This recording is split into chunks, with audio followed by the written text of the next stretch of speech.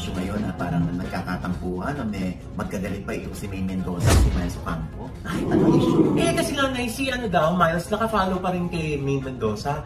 Pero si May, hindi daw pinafollow si Miles. So sinasabi nila, in-unfollow daw ba ni May Mendoza si Miles? Iyon ang nag-trigger kaya nakapag-conclude yung mga tao na magkagalit sila. Oo, di ba? Kasi nga ngayon, alam mo naman yan, di ba? Ilang panahon na natin pinag-uusapan yun na follow-unfollow na talaga na yung basihan ng estado ng mga magkaibigan at magsing-iro. Hindi, ang tanong, in the first place, pina-follow ba talaga ni May si Miles? Malamang na kasi di ba magkasama sila sa show? Well, kasi minsan nakakalimot din eh.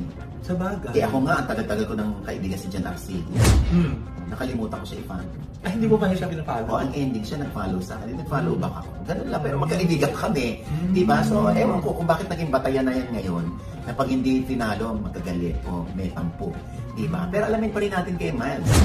Eto na nga minessage ko si Miles Ocampo, pero hanggang ngayon wala pa rin sagot sa ating katanungan kung okay ba sila ni May.